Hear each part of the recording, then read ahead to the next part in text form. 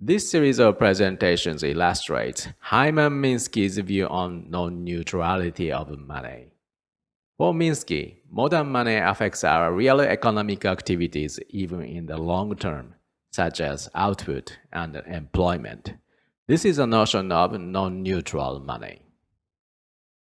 The part A of this series illustrated Minsky's view on the mechanism and structure of modern money. In Minsky's words, quote, bank money arises in financial activity, and the money-creating process includes commitments to make payments that will destroy money. The end of quote. In other words, on one hand, uncertain and unwarranted lending activities lead to money creation. On the other, borrowers' credible acts of repayment lead to money destruction. In brief, the Part A overviewed the mechanism behind the creation and destruction of modern money. In this presentation of the Part B, we will illustrate additional behavior of modern money. Evaporation of money. Further, we will overview how modern money manifests its non-neutrality. In a way, it is encapsulated in the Minsky's emblematic phrase, stability is destabilizing, which he owes to Abba Lerner.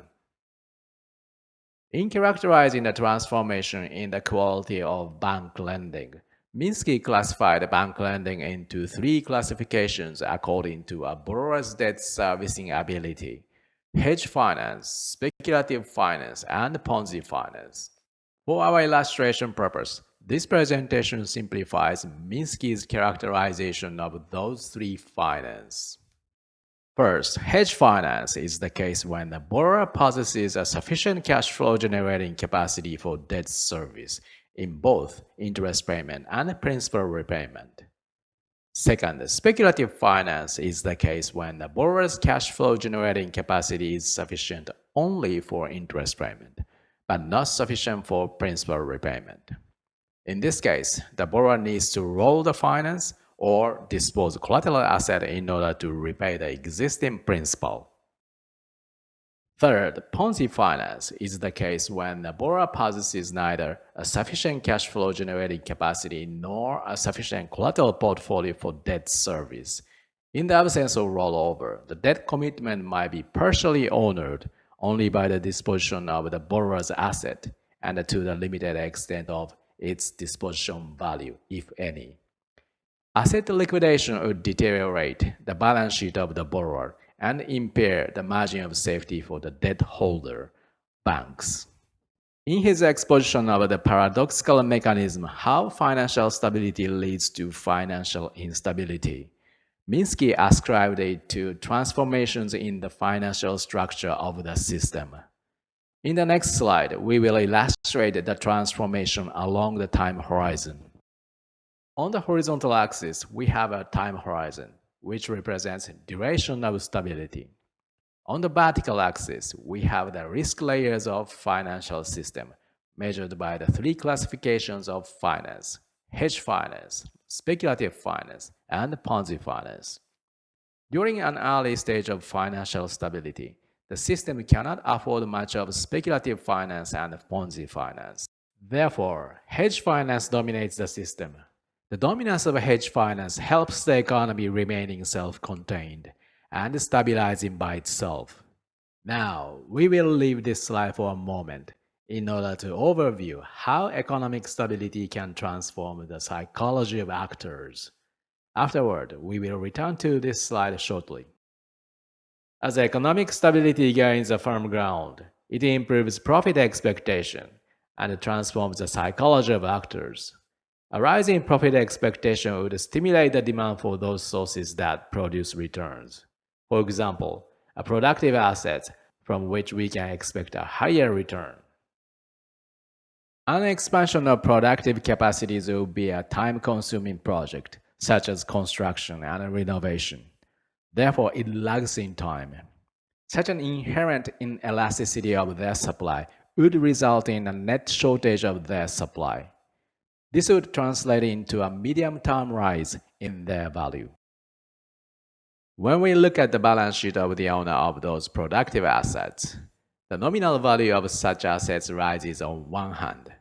The nominal value of the liabilities remains fixed on the other.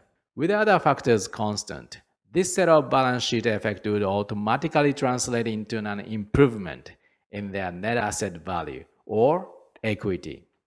In the lending context, an increase in net asset value would create more room for finance. Moreover, a higher demand for financial resources raises interest rates and pressurizes lenders to issue new loans at new higher interest rates.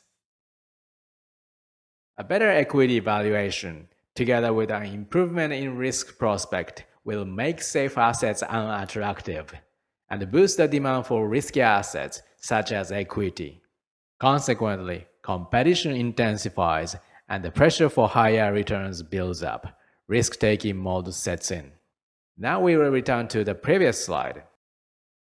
As the protracted period of prosperity casts both pressures and a false sense of ramification for higher yields, the profit-seeking activities by the actors, especially financial intermediaries and borrowers, transform the financial structure by expanding speculative finance and Ponzi finance. As a result, a euphoric period will feed in the very cause of instability, excess money. In this manner, real economy and money could interact and reinforce each other to drive a euphoric economy. Therefore, money is endogenous and non-neutral. Excess money makes the economy fragile and destabilizing. It is because a feed of excess money would inevitably result in its own feedback of reversal, evaporation of excess money. The excess money makes the entire financial system progressively vulnerable to debt deflation or severe protracted debt leveraging process. When unfavorable financial conditions unfold, for example, a rise in interest rates, some proportion of speculative finance transforms to be Ponzi finance. Moreover, the built-up layer of Ponzi finance reveals its weakness by failing to roll over its liabilities and starts its feedback defaults. A series of defaults on loan commitments would evaporate money created through uncertain and unwarranted lending activities. Now, we will illustrate how money evaporates in response to a collapse of asset value. For our illustration, let's simplify the setting. We assume a hypothetical corporate borrower, and it has zero net asset value. In other words, the value of its assets only covers its liabilities. Further, in lending context, its cash flow covers only interest payment, but not principal repayment. Therefore, this is a case of speculative finance. After a decline in its asset value, it would further become in short of collateral value for debt service. Therefore, an asset decline could downgrade a speculative finance into a Ponzi finance. Due to the shortage of the financial resource for debt service, it would most likely fail to roll over the existing debt. Once it fails to roll over the debt, it has to liquidate its collateral asset at a depressed market price. Any shortage in the principal repayment represents the money that was not only destroyed, but also evaporated, because it would not be recovered at the lender's side. Instead, it is booked as write-off. Therefore, money can be not only created and destroyed, but also evaporated in the system. After a protracted period of asset inflation, the asset price can collapse in a broad scale and could result in a systemic financial crisis. This is because systemic collapse in asset price leads to a large-scale evaporation of money and further trigger a very fundamental weakness of fractional reserve banking system, a bank run. A bank run was common during the gold standard era. Therefore, it must have a common root in a world with promissory notes. Now let's review the balance sheet of the banking system that modern money depends on. Banks carry deposits on the liabilities side and loans on the asset side. With some simplifications, when we compare the assets and liabilities of the banking system, there is a clear set of mismatches at least from two perspectives. From a maturity perspective, maturities of deposits are shorter than those of loans. From a value characteristic perspective, while values of deposits are fixed, those of loans could be variable when we take account of defaults. Those mismatches make the banking system vulnerable to debt deflation. With its liability fixed in nominal term, a drastic decline in its asset value would expose the banking system to insolvency beyond illiquidity. Insolvency problem is more severe than illiquidity problem. It is because the central bank would have limited capacity to resolve it. This illustrates the very reason why a systemic collapse in assets value exposes the banking system to a bank run. Repeatedly, modern money heavily depends on the balance sheet of the banking system. By interacting with the psychology of actors, those asset liability mismatches of the banking system could cause a bank run. A bank run would deprive the banking system of the source of funding. Automatically, the money multiplier would collapse and drastically deplete money in the system. In summary, for Minsky, psychology of actors and the balance sheet of financial system play significant roles in the creation and destruction and even evaporation of money. And money is not neutral at all by design. This presentation illustrated some aspects of Minsky's view on the non-neutrality of money, with some modifications and simplifications for our illustration purpose. More comprehensive understanding of Minsky's view on modern money.